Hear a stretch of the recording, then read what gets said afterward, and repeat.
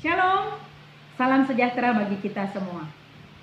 Jika Roh Allah yang Maha Kuasa bekerja dalam hidup kita, maka jangan pernah katakan, aku tak bisa. Bersama saya Evangelis Agnesia Gian, kita akan mengawali hari ini dengan sapaan firman Tuhan. Mari kita berdoa. Betapa baiknya Engkau ya Tuhan. Kasih-Mu besar tak berkesudahan, selalu baru dan baru di dalam hidup kami. Terima kasih untuk nafas kehidupan, terima kasih untuk kesehatan. Kiranya Roh Kudus yang akan menolong kami, memampukan kami mengerti, memelihara dan melakukan firman Tuhan dalam kehidupan kami setiap hari. Amin. Firman Tuhan kita pada hari ini diambil dari kitab 1 Tesalonika 4 ayatnya yang ke-9. Begini firman Tuhan. Tentang kasih persaudaraan tidak perlu dituliskan kepadamu, karena kamu sendiri telah belajar mengasihi dari Allah. Demikian firman Tuhan. Saudaraku jemaat yang dikasihi Kristus, Kota Tesalonika adalah ibu kota Makedonia, sebuah provinsi di Kekaisaran Romawi. Dan Paulus merupakan pendiri jemaat yang ada di Tesalonika.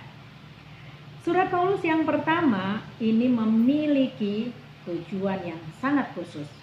Yang pertama adalah untuk memberi dorongan dan keteguhan kepada jemaat yang ada di daerah itu.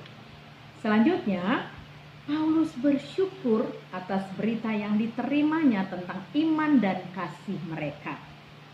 Tidak lupa Paulus mengapresiasi jemaat Tesalonika yang luar biasa. Kenapa? Karena mereka sudah mengamalkan hidup dalam kasih di antara sesama saudara.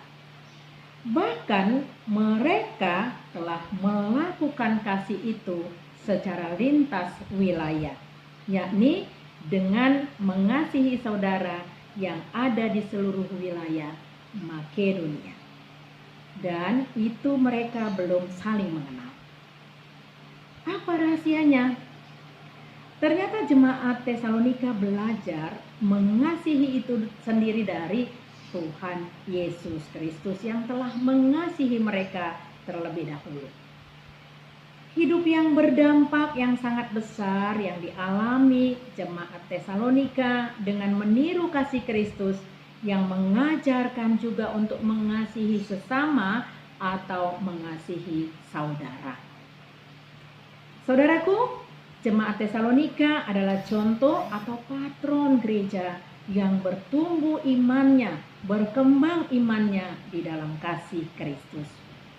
Paulus sangat bangga akan pertumbuhan dan perkembangan jemaat yang ada di Tesalonika ini. Jadi jelas sekali, harapan Paulus bukan bertumpu pada kekuatan jemaat di Tesalonika, tetapi yang paling utama adalah pada Allah melalui Yesus Kristus yang memberi kasih yang berlimpah dengan pertolongan Roh Kudus dalam kehidupan orang yang percaya. Paulus menekankan bahwa kehidupan jemaat yang menahan diri untuk tidak berdosa tidak cukup bagi orang percaya. Perjuangan tidak berhenti dengan hanya melawan dosa. Tetapi kehidupan orang percaya juga harus menabur kasih yang terus-menerus dan berbuah, sehingga menjadi teladan bagi orang lain, bahkan menjadi meniru apa yang mereka lakukan. Kehidupan jemaat di Tesalonika yang mengasihi menjadi acuan juga bagi kita pada masa ini. Setiap kita yang sudah menerima kasih Kristus lewat pencurahan darah anak domba Allah di kayu salib, oleh karena itu mari kita mempraktikkannya di dalam kehidupan kita. Saudaraku, di saat pandemi COVID-19 ini, tentunya roda kehidupan mengalami banyak sekali perubahan. Perubahan hidup yang kita hadapi semakin tidak pasti. perekonomian yang semakin menurun, perkembangan iman yang semakin surut, dan bahkan banyak yang tawar hati. Banyak saudara kita yang mengalami kejatuhan, baik pekerjaan, juga banyaknya persoalan-persoalan rumah tangga yang tidak bisa dihindari. Apakah tugas kita? Pertama, membagikan kasih Kristus yang sudah kita terima dengan memberi untuk memenuhi kebutuhan orang lain, sebab kasih kita harus terus-menerus mengalir keluar, tidak hanya cukup untuk diri kita sendiri.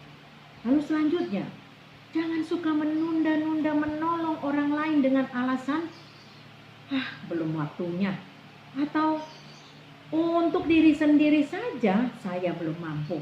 Bagaimana saya mau menolong orang lain? Dengan kasih kita menolong saudara kita sesuai dengan karunia-karunia yang diberikan kepada kita. Oleh karena itu saudara-saudaraku, jangan pernah mau menunda untuk menolong saudara-saudara kita yang sangat membutuhkan. Lalu selanjutnya, kasih perlu dibuktikan melalui tindakan. Sebab ada orang yang memberi tanpa kasih. Tetapi ingat, jika orang memiliki kasih, niscaya dia pasti akan memberi tanpa pamrih. Orang yang mempunyai kasih tidak akan pernah menghitung-hitung berkat yang dia berikan, sebab dia memahami dengan sangat bahwa berkat yang dia terima itu adalah karena kasih Kristus kepada dia. Sehingga tidak hanya dia saja yang menikmati, tetapi dia akan membagi-bagikan kepada saudara-saudaranya supaya dia bisa menjadi berkat bagi orang lain. Saudaraku, seberapa besarkah kasih kita kepada sesama? Seberapa besarkah kesungguhan kita melaksanakan kasih itu?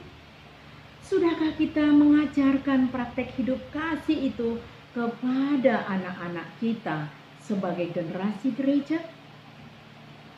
Inilah saatnya saudaraku, kita diajak oleh Tuhan Yesus untuk melakukan kasih itu terus-menerus, sehingga saudara kita tidak lagi mengalami persoalan-persoalan hidup sendiri, lalu mengalami tawar hati, krisis iman, sebab kita sudah menjadi sahabat bagi mereka. Saudaraku, yang terakhir, mengasihi membuat kehadiran Allah semakin nyata di dalam hidup kita. Kasih-Nya yang sempurna di dalam hidup kita, kasih membuat kita bertumbuh dan berbuah. Amin. Kita berdoa. Kami bersyukur, berterima kasih ya Bapa, karena begitu besar kasih-Mu kepada kami, sehingga kami Tuhan boleh diselamatkan, karena Engkau adalah kasih. Kiranya kami belajar dari bagaimana teladan Yesus yang mengasihi kami, sehingga kami mengasihi saudara-saudara kami, dan kami hidup, berbuah, dan bertumbuh di dalam kasih Kristus. Di dalam nama anak-Mu Tuhan Yesus Kristus kami berdoa. Amin. Kasih karunia dari Tuhan Yesus Kristus, kasih dari Allah Bapa, dan persekutuan dari Roh Kudus menyertai kita hari ini sampai kekal. Amin. Selamat beraktivitas, Tuhan Yesus memberkati.